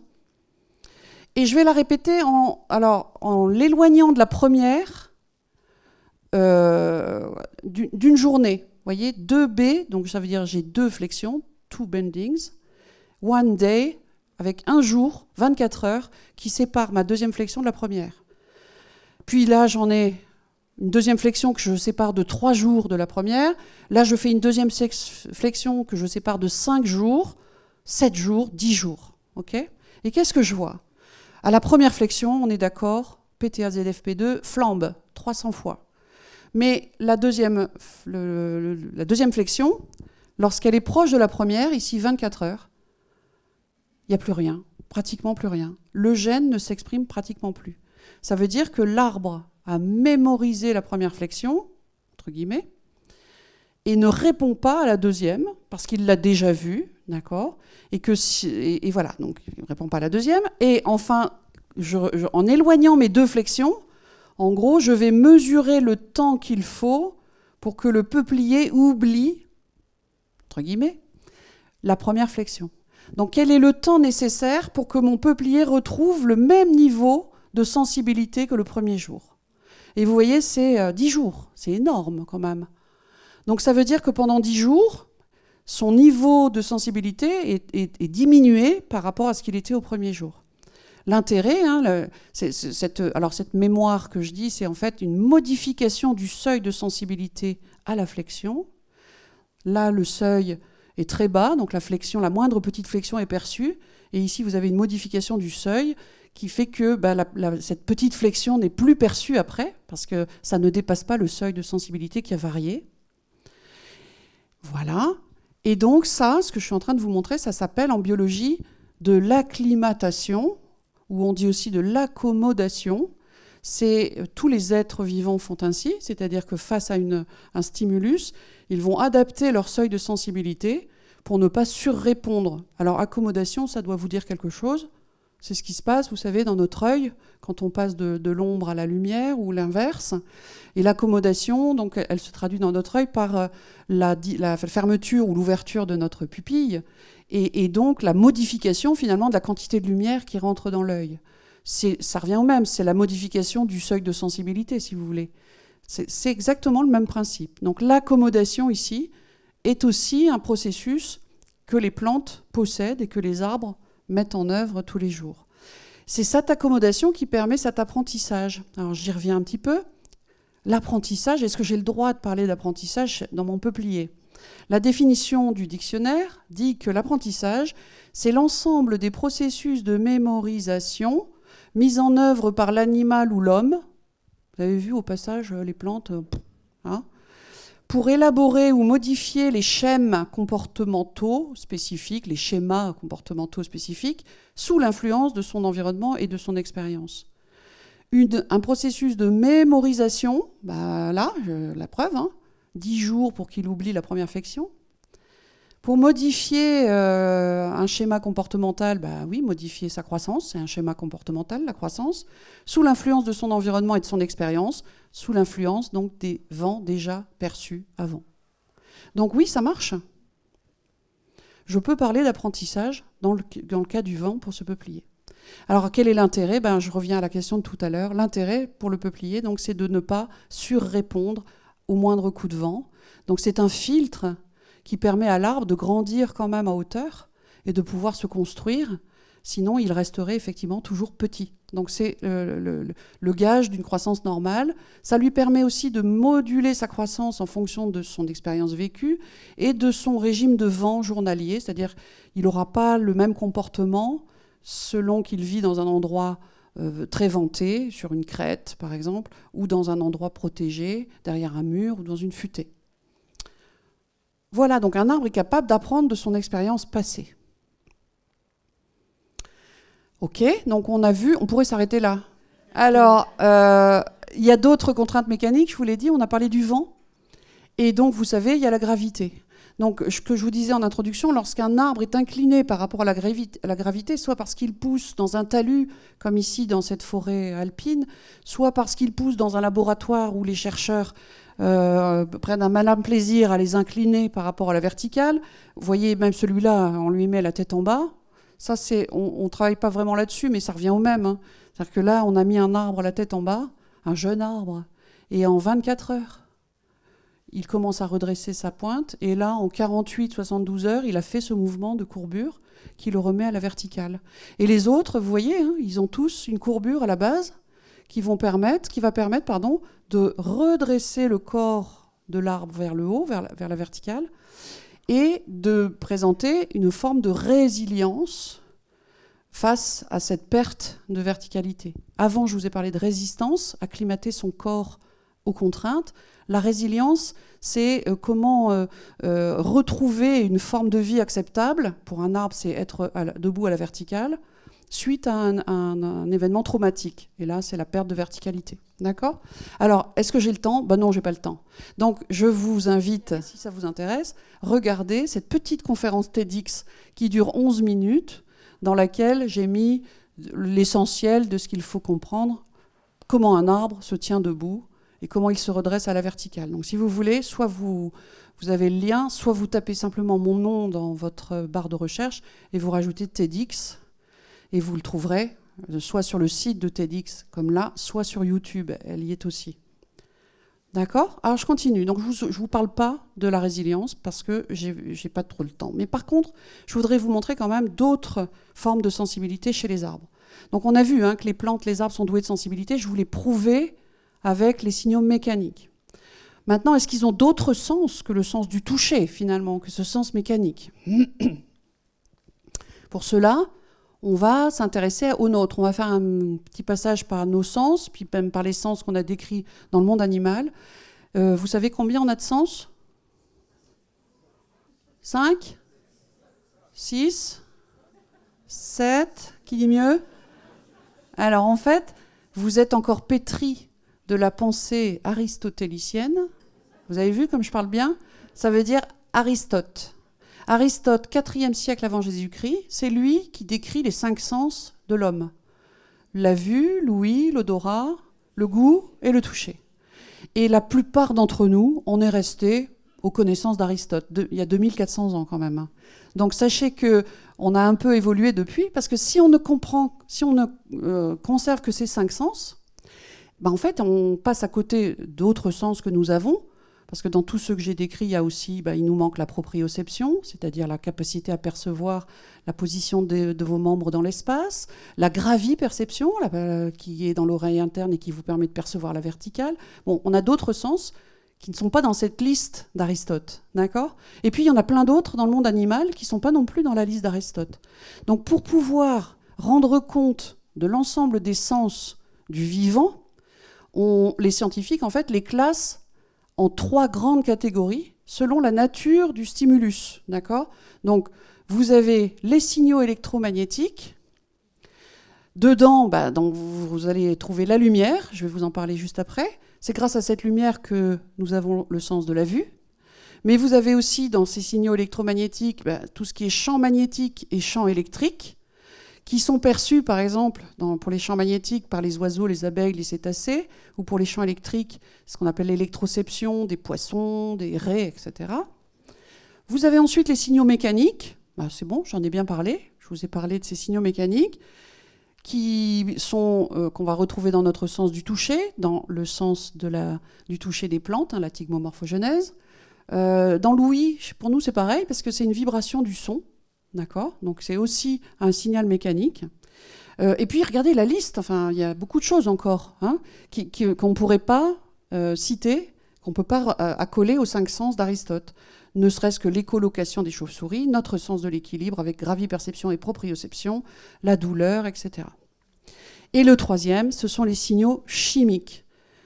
Donc la chémoperception, sur laquelle on va retrouver soit le goût, avec la perception de molécules dissoutes dans la salive, ou la perception de molécules volatiles, l'odorat.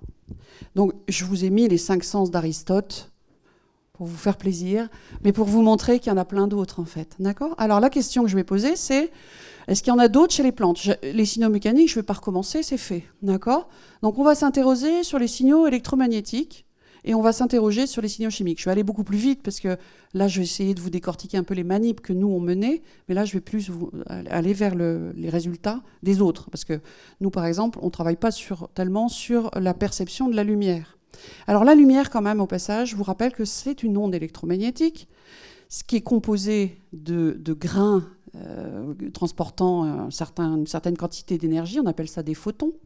Et ces photons, cette onde électromagnétique, elle est composée de différentes radiations, vous le savez, des différentes radiations de différentes couleurs, que vous voyez à travers un arc-en-ciel. D'ailleurs, quand la lumière du soleil passe à travers les gouttes de pluie en suspension dans l'air, ça crée un arc-en-ciel.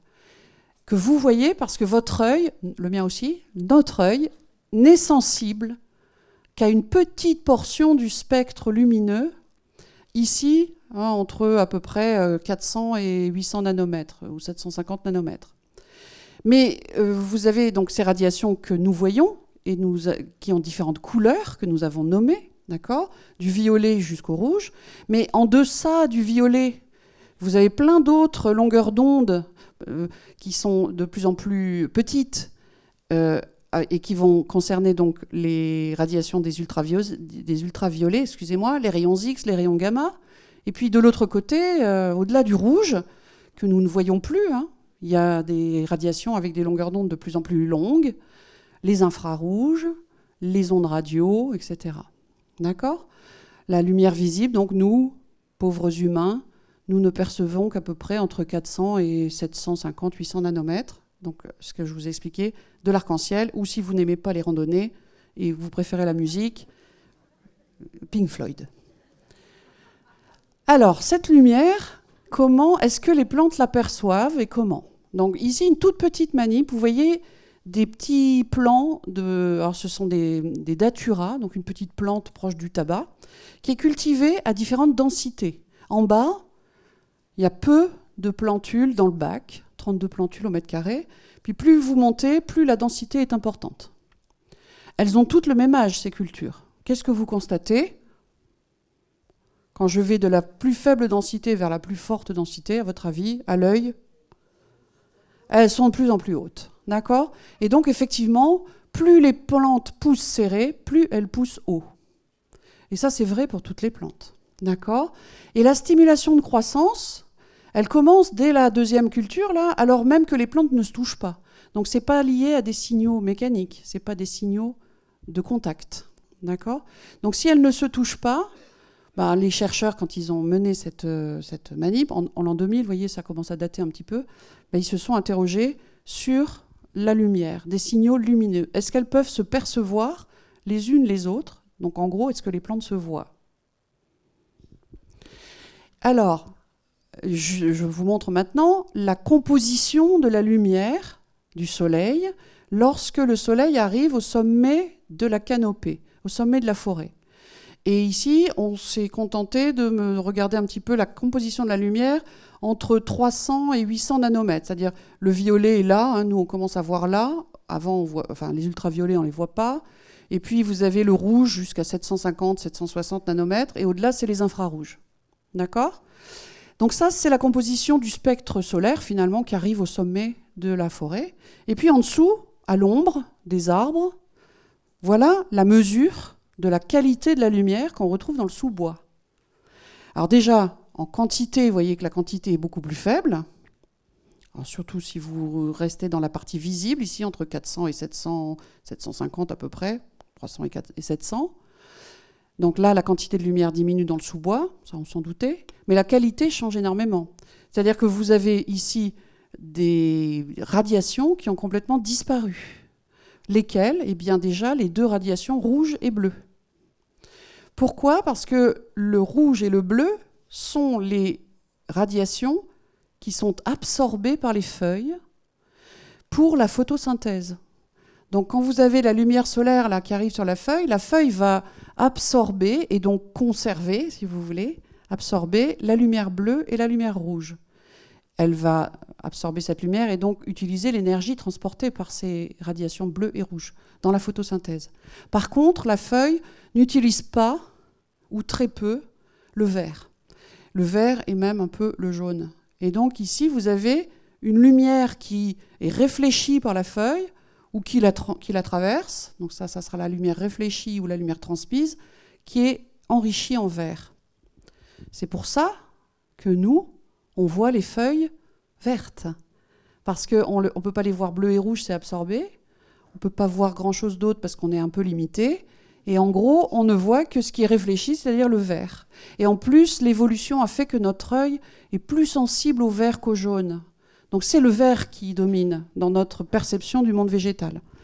Grâce à cette réflexion très forte de la lumière verte. Voilà le petit pic qui est là, c'est le vert. Et vous constatez qu'au-delà du rouge, j'ai des ondes là, des radiations qui sont très abondantes là, dans le sous-bois. Ces radiations-là, ce sont les infrarouges, ou rouges foncés, si vous voulez, un rouge que nous, on ne perçoit pas. Ce sont les infrarouges proches, qui en fait sont fortement réfléchis par les feuilles. Donc les feuilles, non seulement elles réfléchissent du vert, mais elles réfléchissent aussi énormément d'infrarouges proches. Alors qu'est-ce que ça veut dire?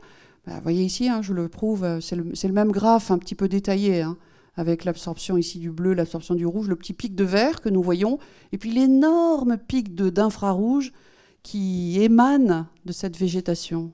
Okay? Ça veut dire que les plantes, elles se voient entre elles se voient en rouge foncé. La présence d'une plante dans le milieu aérien, ça a une signature lumineuse. Cette signature lumineuse, c'est un enrichissement en infrarouge. Quand il y a les feuilles, évidemment, il faut que les feuilles soient là. D'accord? Donc, on appelle ça une signature spectrale. Un arbre, dans son environnement, a une signature spectrale parce qu'il irradie, il réfléchit énormément d'infrarouge. Et si un arbre voisin est juste à côté, il va percevoir la présence de son voisin par cette modification de son environnement lumineux, par cette réflexion des infrarouges. D'accord? Ça passe par des yeux que les arbres possèdent, entre guillemets, des pigments, en fait, des pigments diffus dans leurs cellules, qu'on appelle des phytochromes, et ces phytochromes sont sensibles aux infrarouges. Et donc, ils sont capables de percevoir les infrarouges réfléchis par le voisin. Et chacun fait la même chose. Donc, en fait, c'est une vision réciproque. OK ? Et la réponse, ça, c'est la perception.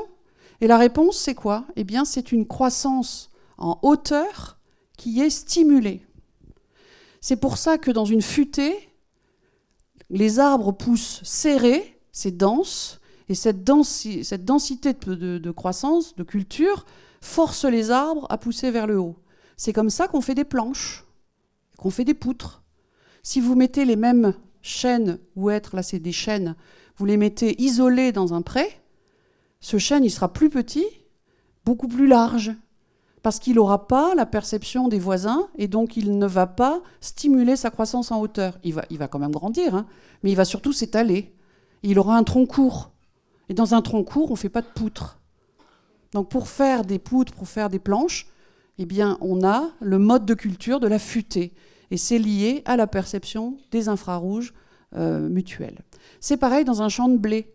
Je ne sais pas si vous êtes déjà demandé pourquoi est-ce que tous les épis de blé sont à la même hauteur. Mais parce qu'ils se voient. Et comme ils se voient, c'est la course à l'échalote. C'est le premier qui arrivera plus haut que son voisin. On appelle ça la réponse d'évitement de l'ombre, en fait. Et donc, comme ils font tous la même chose, ils sont tous à la même hauteur. Et la preuve, c'est que quand on abîme les phytochromes, quand on empêche une plante de fabriquer des phytochromes, alors c'est facile, c'est par des mutations, on fait ça, on la rend aveugle. Et le champ de blé, de plants de blé aveugles, c'est des épis à n'importe quelle hauteur, parce qu'ils ne se perçoivent plus. D'accord ? Ok, donc ces phytochromes, alors quand même je module un petit peu, ils sont bien connus chez les plantes, un peu moins chez les arbres, mais on sait qu'ils existent parce qu'on on trouve leurs gènes dans les génomes des arbres. Vous savez qu'on a maintenant séquencé, enfin lu pas mal de génomes d'arbres. On connaît le génome du chêne, du pin maritime, du prunus, beaucoup d'arbres fruitiers, etc., du peuplier. Donc on a beaucoup de génomes, comme le génome humain, hein, qu'on connaît bien, qu'on a lu. Et donc on a trouvé dans ces génomes d'arbres les gènes codants pour les phytochromes. Donc on sait bien qu'ils sont là. Et il est possible que ce soit ce que je viens de vous raconter qui explique ce qu'on appelle les fentes de timidité dans les houppiers. Donc quand on est dans une forêt équienne, la forêt équienne, c'est une forêt avec à peu près une seule essence, enfin une essence dominante, et tous les arbres à peu près du même âge. C'est ça une forêt équienne. Ici, donc une forêt ici, tropicale, une culture en fait. Hein. Et là, par contre, une forêt spontanée de hêtres, en Auvergne, chez moi, vous avez des chemins de ciel qui se dessinent en hiver entre les houppiers. Et ces chemins de ciel, dans lesquels finalement les branches ne poussent pas, sont liés à une inhibition de croissance de ces branches dans ces espaces, et peut-être en réponse à la perception visuelle, entre guillemets, la perception des infrarouges dans cette vision mutuelle. Ok, donc finalement, on est d'accord, en tout cas pour la lumière, il y a bien de la perception. Et je termine par la chimie. Est-ce qu'un arbre est capable de percevoir la chimie ? Alors, ici, je commence par cette image de la ligne bleue des Vosges, mais aux États-Unis. Mais c'est la même chose. C'est-à-dire que quand on observe un massif forestier de loin, massif montagneux forestier, il y a certaines heures du jour où les forêts apparaissent bleues et comme produisant une espèce de brume. Et cette brume, c'est en fait des substances chimiques qui sont émises par les feuilles des arbres. Alors ces substances chimiques, oui, parce qu'une plante, un arbre, c'est Céveso. Ça devrait être classé Céveso, parce que c'est un être qui produit énormément de substances chimiques, biochimiques, hein, c'est la chimie du vivant, mais ces substances, elles sont produites dans l'environnement et elles sont sécrétées dans l'air ou dans le sol. Alors, ça passe par une usine qu'on appelle le métabolisme secondaire dans la plante, qui est souvent déclenchée par des stress, donc des fluctuations de facteurs de l'environnement. Je vais aller un petit peu vite. Voilà ici ce métabolisme secondaire qui va fabriquer à partir de molécules carrefour du métabolisme principal des petits métabolites, c'est-à-dire des petites substances qu'on appelle des terpènes, des composés phénoliques ou des composés azotés. Vous avez peut-être entendu déjà ces mots, les alcaloïdes, les terpènes ou terpénoïdes dans les parfums, dans les odeurs de la forêt. Il y a tout ça. Quand vous vous promenez en forêt, vous percevez toutes ces substances qui sont produites dans l'air. Et donc, là, voilà, il y en a certaines. Alors voilà, c'était juste pour vous montrer qu'il y a plein de substances énormes. Hein. C'est des centaines de substances différentes qui sont responsables des odeurs, de la couleur, des fleurs, par exemple, des fruits, qui sont responsables de la défense de la plante contre les agresseurs, etc. D'accord ? Et certains sont volatiles. On les appelle les composés organiques volatiles, COV en français, les VOC en anglais, et puis plein d'autres noms. D'accord ? Dont certains ont été remis à la mode par certains écrits, les phytoncides, voilà, qui sont en fait un mot qui était utilisé au début du XXe siècle, hein, qui était un peu tombé dans l'oubli. Mais voilà, toutes ces substances sont là. Alors, ces substances, elles sont produites par les fleurs, les feuilles et les racines, dans l'air ou dans le sol, partout. Et en quantité énorme, une myriade de composés chimiques. Ça peut faire réfléchir quand même quand on dit qu'on doit mettre des arbres dans les villes.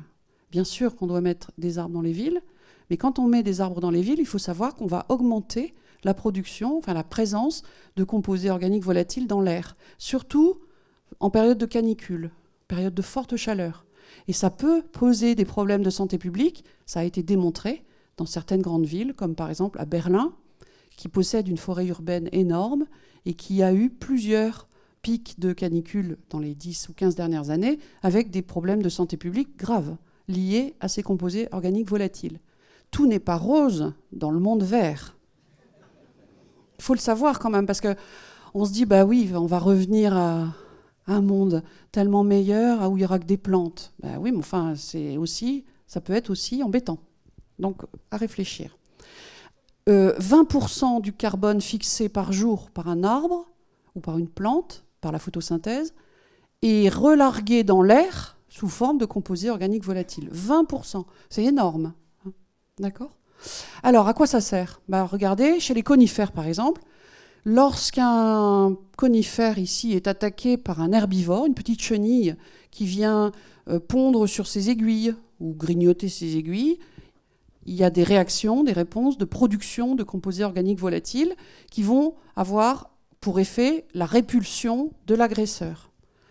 Les foreurs, donc les scolites par exemple, dont on parle beaucoup dans les médias, lorsque les larves creusent des galeries dans le bois, si l'arbre est en bonne santé, il va produire des tas de substances de défense, qu'ils soient volatiles ou pas d'ailleurs, mais en tout cas des substances qui vont avoir des effets toxiques sur ces foreurs de galeries et qui vont donc limiter la pression des scolites sur l'arbre, si l'arbre est en bonne santé et pas épuisé par des sécheresses répétées depuis des années. Et troisièmement, ces COV vont aussi vont être perçus par ce qu'on appelle des parasitoïdes. Alors les parasitoïdes, c'est des sortes de guêpes, souvent des petites guêpes, qui vont remonter le gradient de molécules odorantes, de composés organiques volatiles, jusqu'à l'arbre, et qui vont donc les amener vers les petites chenilles en train de grignoter les aiguilles. Et ces parasitoïdes vont venir pondre dans le corps des larves, et donc diminuer la pression d'herbivores sur l'arbre. Donc ça, c'est des substances aussi, c'est ce qu'on appelle des défenses indirectes, et là plutôt des défenses directes. Mais vous voyez, en gros, ce sont des armes. Ces composés organiques volatiles, pour l'arbre ici, ce sont des armes chimiques. Ok ? Alors, si elles émettent beaucoup, si ces arbres émettent beaucoup de substances dans l'air, est-ce que ces plantes, est-ce que ces arbres sont aussi capables de les percevoir, les substances des autres ? Peuvent-elles les sentir ? Parce que pour ça, pour la communication, il faut savoir faire ça. Chez nous, comment ça se passe ? Comment nous, on perçoit les substances volatiles, les parfums ? Bon, vous le savez, ça passe par l'odorat. Et dans l'odorat, vous êtes ici en coupe, vous reconnaissez ? Vous avez vos fosses nasales ici. Et là-dedans, il y a ce qu'on appelle le bulbe olfactif, qui est un endroit riche en terminaisons nerveuses. Et au bout de ces terminaisons nerveuses, on a ce qu'on appelle des récepteurs olfactifs. Les récepteurs olfactifs, au bout de chaque terminaison nerveuse, là, c'est quoi ? C'est une sorte de serrure qui va reconnaître une molécule odorante. D'accord? Une serrure qui va reconnaître une clé. Donc dans l'odorat, la reconnaissance des molécules chimiques volatiles, c'est pareil dans le goût, hein, c'est un mécanisme qu'on dit un mécanisme clé-serrure. Ça, c'est chez nous. Et chez les arbres, alors on appelle ça donc la chémoperception. Chez les arbres, est-ce qu'il y a ce même mécanisme clé-serrure? Si je vous pose la question, vous vous doutez que la réponse est oui. Et donc, je vous en montre une seule, une molécule assez historique, c'est l'éthylène. L'éthylène, c'est une molécule qui est produite par les plantes, parce que c'est une hormone végétale, l'éthylène, qui est produite et qui est produite sous forme gazeuse dans la plante et qui peut s'échapper de la plante. C'est un gaz, donc c'est volatile. Et cette molécule, on la connaît depuis longtemps. On la connaît depuis, regardez, 1901, donc fin du 19e, début 20e. On allume des becs de gaz, excusez-moi. Ça, c'est dans les labos de chimie. Des becs de gaz dans les rues de Paris, ou d'ailleurs. Et ces becs de gaz, donc je vous ai mis l'allumeur, non pas l'allumeur de rêve, mais l'allumeur de becs de gaz. C'était son métier. Tous les jours, il venait allumer son bec de gaz. Et ces becs de gaz produisaient, en brûlant, un résidu éthylène. Et cet éthylène, donc, était ici très abondant autour de ce bec de gaz et agissait finalement sur les feuilles de l'arbre voisin en provoquant leur chute précoce. Donc on avait déjà une idée en se disant il se passe quelque chose autour de ces becs de gaz qui provoque la chute des feuilles précoces. Et on a compris depuis, donc c'est la production de cet éthylène. Et l'éthylène, c'est l'hormone de vieillissement du monde végétal. C'est l'hormone nécessaire pour la chute des feuilles à l'automne, pour les faire vieillir, les faire jaunir avant qu'elles ne tombent. C'est aussi une hormone qui est nécessaire pour faire mûrir les fruits. Et faire mûrir un fruit, c'est du vieillissement accéléré. D'accord ? Donc cet éthylène, depuis, on a regardé, est-ce qu'il y a un mécanisme clé-serrure ? J'ai une clé, mais est-ce qu'il y a une serrure ?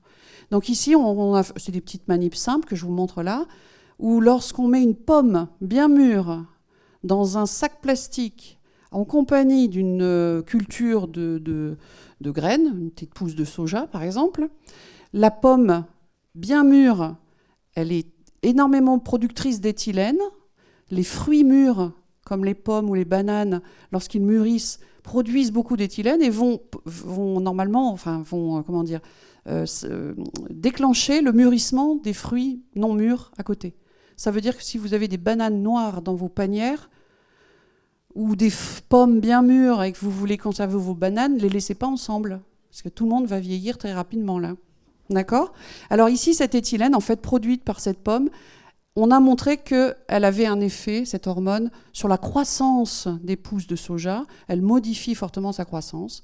Et comment ? Eh bien, parce que cette éthylène vient se fixer à la surface des cellules des pousses de soja, sur un petit récepteur, une serrure, qui s'appelle douillettement ETR1. Et la fixation de l'éthylène sur ETR1 va permettre le relargage d'une autre molécule qui empêchait la réponse cellulaire de se faire, CTR1. Donc CTR1 se détache et ça déclenche toute une cascade de réactions menant à la croissance modifiée. Donc en gros, ce qu'il faut retenir, c'est mécanisme clé-serrure. J'ai la même chose que dans mon nez. Les plantes possèdent des récepteurs capables de reconnaître des substances volatiles. OK ? C'est la même chose. Donc oui, j'ai aussi la capacité de percevoir des signaux chimiques. OK ? Alors, je termine par cette question de la communication.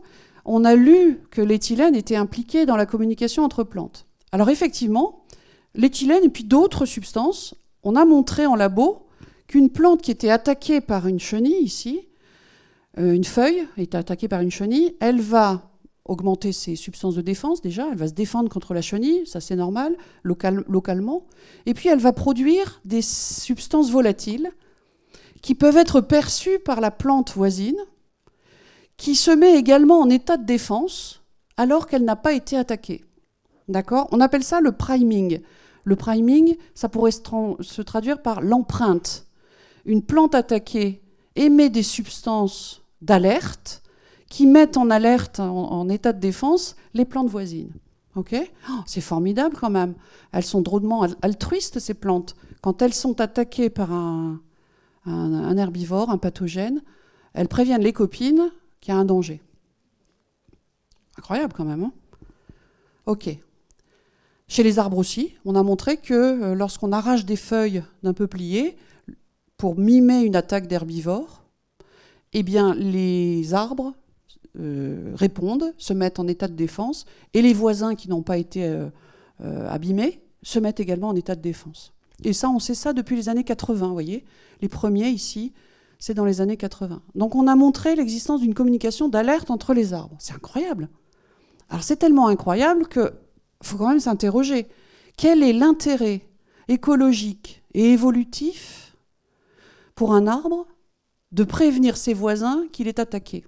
Parce que je vous rappelle quand même que depuis plus de 200 ans, dans les études d'écologie, on a compris que partager les ressources diminue le fitness d'un individu. Le fitness, c'est ce qu'on appelle la valeur sélective, si vous voulez, le succès d'un individu dans un écosystème. Si les ressources viennent à manquer, s'il faut les partager, les ressources en eau, les ressources en ions, en minéraux du sol, la lumière, donc si les individus sont en compétition, eh ben, ça marche moins bien. D'accord ? Et donc, quel intérêt pour une plante ou un arbre d'avertir du danger sa voisine qui est une potentielle concurrente? Est-ce que ça ne serait pas plus intelligent de la laisser se faire grignoter et se débrouiller toute seule? D'accord ? Et chacun pour soi, finalement. Alors, ça veut dire quoi? Ce que je veux vous dire là, c'est que cette interprétation de l'arbre qui est attaqué et qui prévient son voisin, c'est une interprétation. Les faits sont réels. C'est-à-dire, un arbre attaqué produit des substances volatiles qui peuvent être perçues par le voisin. Ça, c'est les faits scientifiques. C'est bien démontré. Mais l'interprétation qu'on en fait, c'est la communication. Et on dit, cet arbre-là a prévenu son voisin. Bah, peut-être pas, parce qu'il y a d'autres chercheurs qui ont montré que ces signaux étaient perdus très rapidement dans l'air et dans le vent. En plein champ, cette publication que je cite ici montre qu'au-delà de 50 cm, au-delà de la plante émettrice du signal, il n'y a plus rien. Il n'y a plus de perception par les voisines. D'accord ? Donc ça veut peut-être dire que finalement, en gros, la communication, ça serait peut-être plus une communication intraplante. Je m'explique. C'est-à-dire que la feuille grignotée ici émet un signal volatile, phase 1, émission d'un signal rapide, molécule volatile, qui permettent la mise en alerte de toutes les feuilles de la plante en passant par la voie des airs. C'est rapide, ça.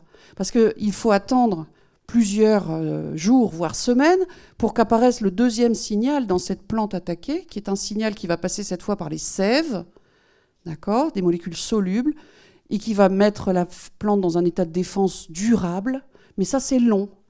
Donc, en gros, une plante qui est attaquée par une chenille, elle a d'abord une phase de réponse de quelques heures, une phase de mise en alerte par des signaux volatiles extérieurs, et une phase de soutien de cette défense sur les semaines qui viennent via des signaux internes solubles dans la circulation des sèves de la plante. D'accord ?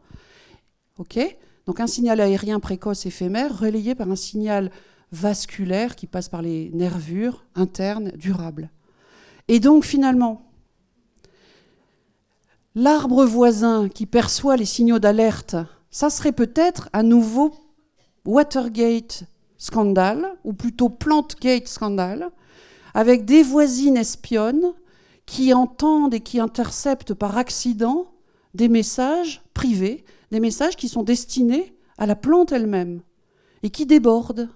Ça, c'est une deuxième interprétation. Quelle est la bonne ? Mais j'en sais rien. Et pour l'instant, les chercheurs se disputent, débattent, font des expériences. Et ceux qui disent que les plantes communiquent entre elles, eh bien, c'est une interprétation. D'autres disent non, elles communiquent pour elles-mêmes. Et ça déborde. Et c'est un artefact. On le saura sûrement dans 10, 15, 20 ou 50 ans. Mais en tout cas, d'ici là, j'espère que votre esprit critique aura été éveillé et que vous ferez attention quand vous lirez dans les prochains médias que les plantes communiquent entre elles. Donc je conclus, j'espère vous avoir convaincu que les arbres et les plantes en général sont des êtres sensibles, voire même des hypersensibles, qui analysent leur environnement en permanence, qui sont donc des êtres sensibles, capables de percevoir les facteurs et d'y répondre. Vous voyez ici, je vais aller vite sur cette plante, la liste, alors c'est une liste en anglais, mais elle est capable de percevoir un tas de signaux extérieurs, mais également d'ailleurs un tas de signaux internes à la plante. Parce qu'on n'a pas parlé de ces signaux qui circulent dans la plante, ces hormones, ces variations de pression, etc. Je vous les mets vite parce que je sais qu'on est en retard. Voilà, comme ça vous avez tout d'un coup. Vous voyez sur cette plante les signaux électromagnétiques, les signaux mécaniques, les signaux chimiques. Vous retrouvez les nôtres, allez, Aristote quand même, je l'aime bien. Donc j'ai remis ici notre vue, notre toucher, notre goût, l'odorat, l'ouïe. À l'ouïe, si vous voulez, on peut en discuter. Il y a eu des publications récentes, des travaux très récents qui montrent que les plantes sont sensibles au son. Alors, elles sont sensibles, certes, mais elles ne sont pas les seules. Comme tout le vivant. Et quand je dis tout le vivant, ce n'est pas seulement nous. C'est tout le monde animal, c'est tout le monde bactérien, c'est tout le monde champignon, c'est tout le vivant. N'importe quelle cellule vivante est capable de percevoir des facteurs extérieurs et d'y répondre de manière adaptée. C'est presque la définition même du vivant. Qu'est-ce que c'est qu'être vivant ? C'est être sensible pour survivre, finalement, et analyser son environnement en permanence. Je vous ai montré qu'elles avaient des réponses adaptées avec des capacités d'apprentissage. Et quand même, j'ai essayé d'éveiller votre esprit critique sur la fin, où il faut faire attention aux interprétations, et en particulier sur la communication. Si ça vous a intéressé, n'hésitez pas à vous plonger dans les bons livres. Donc ici, des livres de sciences vulgarisés, écrits pour vous, sur les arbres, dans la peau d'un arbre, où vous avez 10 bisarbres, et puis ceux des collègues, Sous la forêt, qui parlent des mycorhizes, Jamais seul, de Marc-André Sellos. Sous la forêt, c'est Francis Martin. Jamais seul, c'est Marc-André Sellos. Et c'est beaucoup sur les interactions entre les êtres vivants, et dont les arbres, les plantes. Et puis Quentin Yernaud, c'est mon chouchou. Quentin Yernaud, c'est un jeune philosophe belge qui a travaillé beaucoup, qui travaille toujours sur la végétalité. Qu'est-ce que c'est qu'être une plante ? Est-ce qu'on peut parler d'individus chez les plantes, etc. Et j'adore ce qu'il fait. Et donc, vous avez ce livre qui s'appelle « Du comportement végétal à l'intelligence des plantes, point d'interrogation », parce qu'il interroge justement cette intelligence des plantes ou des arbres qu'on voit partout dans les médias. Est-ce que j'ai le droit de parler d'intelligence ou pas ? Ça se discute. Si ça vous a intéressé aussi, et comme je sais que la communication, vous êtes un peu frustré, eh bien, je vous ai mis un lien où je traite de la communication entre les arbres. Donc c'est une conférence, vous la trouvez sur YouTube, qui s'appelle « Quand les forêts murmurent », une conférence qui a été donnée à l'Espace des sciences de Rennes sur la communication. Et une autre ici, sur les travaux de mon équipe plutôt, « L'arbre droit comme un i », que je donne vendredi à Marsa, dans le 63. Si jamais vous venez, vous êtes les bienvenus. Ce sera celle-là, « L'arbre droit comme un i ». OK. Vous retrouvez, si vous voulez, sur mon site, qui n'est pas très facile à trouver. Je ne vous ai pas mis l'URL parce que c'est difficile à retenir. Il suffit de taper mon nom et vous rajoutez Wix, qui est le nom du logiciel, et vous allez tomber sur mon site. Et là, il y a une rubrique « À voir, à écouter » où il y a plein de podcasts, plein de conférences, etc. D'accord ? Et si vous êtes intéressé par les arbres, en ce moment même, je ne sais pas si on peut encore s'inscrire, mais il y a le MOOC arbre qu'on peut suivre sur l'UVED. Là, c'est les MOOC, vous savez, sont des cours en ligne avec des tas de vidéos de semaine en semaine. Et celui-là, il est vraiment très bien. Voilà, et je réponds à vos questions si on a encore le temps. Voilà, merci. Et également une autre information, Dr Laine sera là pour la fête de la science en octobre. Voilà. C'est la marraine. Voilà. Je suis la marraine de la fête de la science, la marraine Aura. C'est pas beau ça, hein? Ouais. Non, c'est rien en fait. Hein. Mais donc ça me force à me déplacer. Et Valence a dégainé les premiers. Et donc c'est chez vous que je serai. Alors, je crois que c'est le samedi, le 4 octobre, je crois. C'est ça, hein, voilà. Bon, on va laisser les personnes partir et ensuite on va prendre quelques questions. Peut-être commencer déjà à lever la main parce que vous êtes assez nombreux. Ah. Est-ce qu'on connaît le support moléculaire de la mémoire des plantes ? Alors non, pas vraiment. Par contre, on a des pistes pour essayer de comprendre. Moi, je vous ai parlé de mémoire là, et en fait, c'est des modifications d'un seuil de sensibilité. On ne sait pas bien comment. Donc on a découvert ça il y a une dizaine d'années. Et là, on est parti, je ne sais pas si vous êtes biologiste, on est parti sur de l'épigénétique. Pourquoi ? Alors l'épigénétique, c'est quoi ? C'est des phénomènes qui modifient les gènes dont j'ai parlé en ajoutant des décorations à ces gènes, ce qui va modifier leur expression. Et en fait, l'idée est partie des travaux sur les dormances des graines.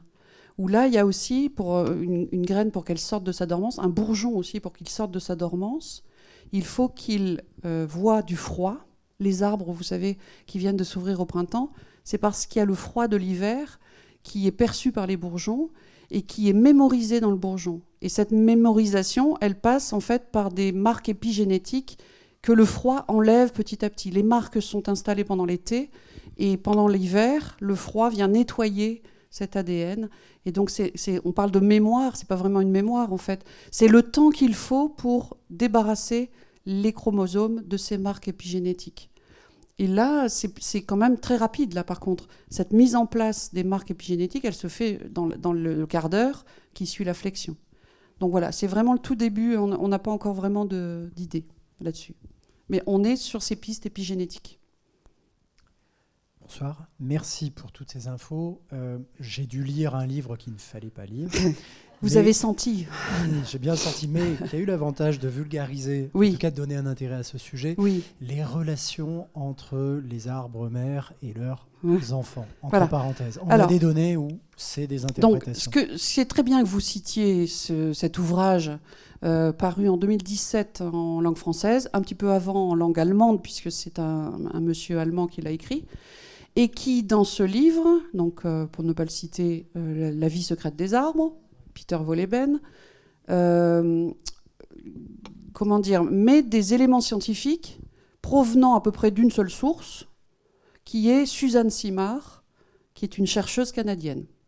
Suzanne Simard, elle est assez âgée maintenant, elle a toute une carrière de scientifique, tout à fait honorable, et puis sur la fin, on ne sait pas, il y a eu quelque chose qui a vrillé, je pense, hein, et tout d'un coup, elle est, je pense, un petit peu embarquée, le côté médiatique la dépasse, et elle se met à interpréter des choses, à dire des choses dans les médias, qui ne correspondent d'ailleurs souvent pas à ce qu'elle a montré dans ses publis, et qui vont à l'encontre de l'éthique d'un scientifique. Le scientifique, quand il se présente et qu'il parle au grand public, d'abord, ça c'est un devoir, parce que c'est vous qui me payez, hein. Merci. C'est vos impôts. C'est vos impôts qui financent nos recherches, parce que la plupart de nos recherches sont financées par de l'argent public, par l'Agence nationale de la recherche, les ANR. Donc voilà, je viens rendre des comptes quand je suis là devant vous, pour vous dire à quoi servent vos impôts. Les miens aussi, j'en paye quand même, hein, je vous rassure. Je ne sais plus ce que je disais du coup. La relation entre l'arbre mère et... Voilà, l'arbre mère et ses petits. Et pourquoi je fais tout ce détour par Suzanne Simard ? Parce que c'est elle qui dit ça. C'est elle qui parle de cet arbre mère, le mother tree, et ses petits. Et donc ça vient de l'idée qu'un arbre serait connecté à son voisin par des voies souterraines passant par les champignons du sol, qui vivent en symbiose avec les pointes racinaires des arbres, et donc ce qu'on appelle les mycorhizes, et ces champignons mycorhiziens connectent les arbres entre eux. Ça, c'est parfaitement démontré. C'est-à-dire que physiquement, ce réseau de mycorhizes, de champignons, de filaments dans le sol, il existe. On a montré qu'une souche de champignons qui a une signature génétique donnée, je peux la retrouver 30 mètres plus loin dans la forêt, au pied d'un autre arbre. Donc ça, c'est vrai que ça existe, c'est physique. Par contre, ce qu'on ne sait pas encore, et ce qui fait débat, c'est est-ce que des molécules nutritives circulent d'un arbre à un autre ? Est-ce que ça suffit ? De manière préférentielle. Alors oui, j'y viens, parce qu'elle rajoute en plus ce qu'on appelle la kin recognition, c'est-à-dire la reconnaissance de la parentèle, où ça c'est vrai aussi, qu'il y a des travaux qui montrent que les plantes, en percevant les molécules solubles dans le sol, la chimie là, de la fin, sont capables de reconnaître des molécules fabriquées par une plante complètement étrangère ou des molécules fabriquées par une fratrie, par une plante sœur, venant d'une graine, du même fruit ou du même plant. Ça, c'est vrai, c'est démontré, ça. Mais si vous voulez, ce que je veux dire par là, c'est que ces chercheurs-là, ils prennent des résultats scientifiques, la reconnaissance de parentèle, les réseaux mycorhiziens qui existent, la capacité éventuelle de faire circuler des molécules, des sucres, des choses comme ça. Ça existe, mais en très faible quantité. On n'arrive pas bien à mesurer. Pouf, allez, je mets tout ça dans la même marmite, je remue et je dis, l'arbre mère reconnaît ses petits et va nourrir préférentiellement ses petits. Mais ça, personne ne l'a montré.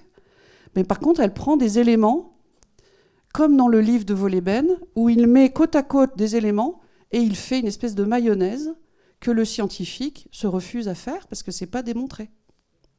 Donc dans ce livre, qui a le mérite d'avoir parlé des arbres, d'avoir remis les arbres sur le devant de la scène, parce que moi je suis quand même dans ce labo depuis pas loin de 30 ans, et c'est vrai que je constate cet engouement du grand public pour les arbres, surtout dans ce contexte de dérèglement climatique où on sait qu'il faut réfléchir à nos forêts, à la végétalisation de nos villes, etc. Donc bien sûr qu'on est depuis 10 ans à peu près dans une mouvance où l'arbre intéresse. Et ce livre-là, il est paru au bon moment.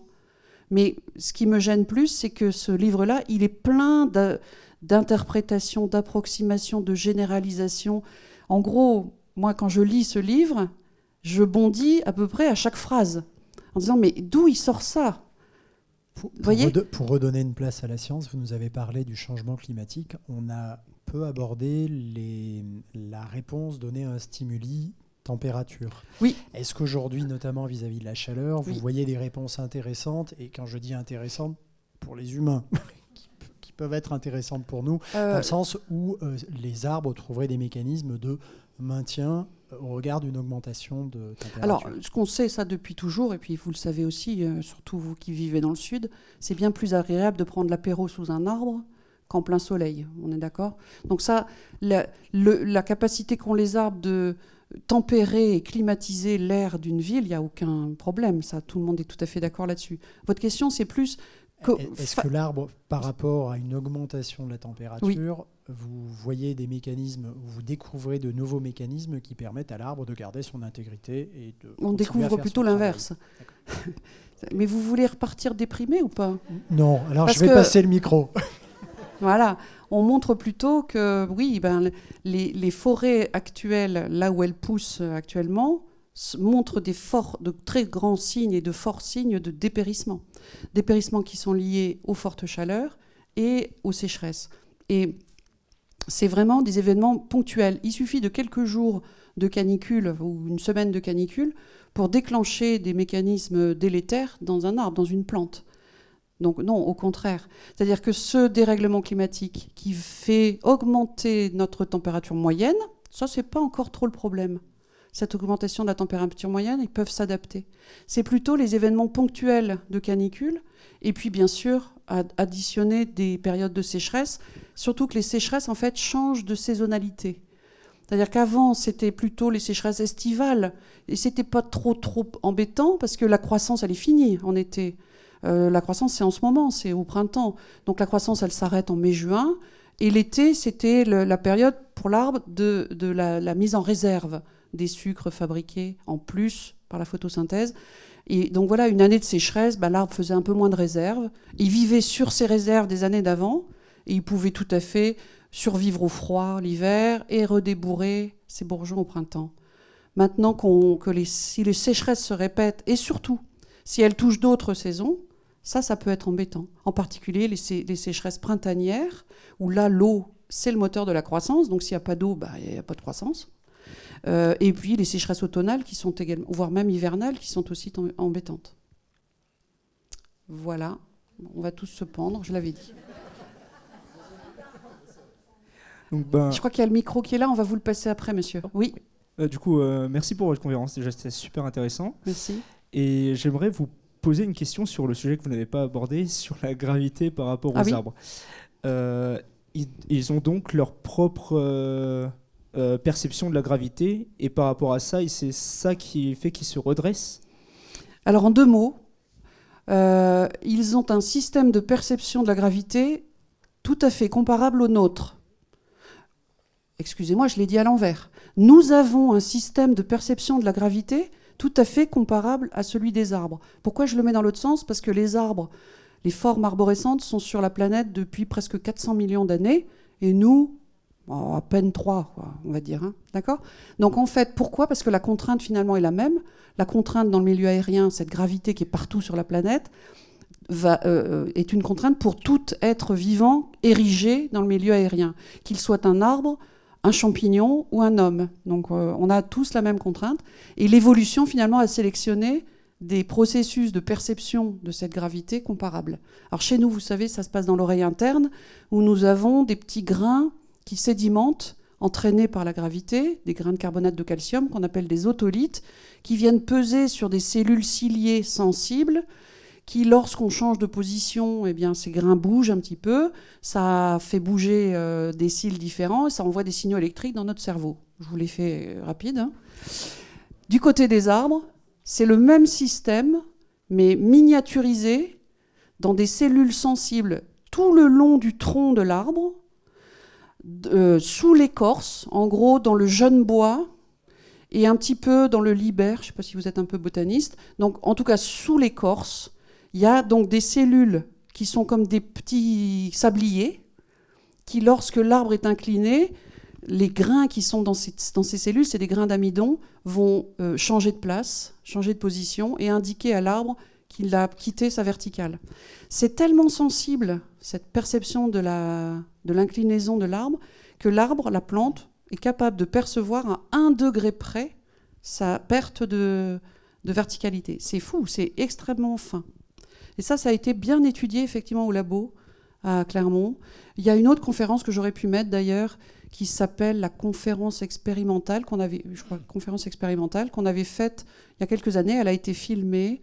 Là aussi, vous tapez mon nom et éventuellement vous rajoutez le nom Leguet, Valérie Leguet, parce que c'est une conférence à plusieurs voix et où on avait mis des expériences en direct. On filme des expériences en direct, c'est assez sympathique.